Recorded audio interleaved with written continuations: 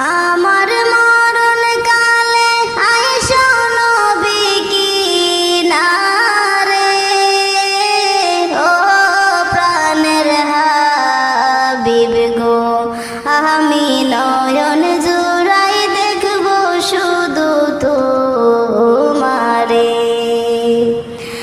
আমার মরণ কালে আইসো নবী কিনারে, ও প্রাণের হাবিব গো, আমি নয়ন জুড়াই দেখব শুধু তোমারে।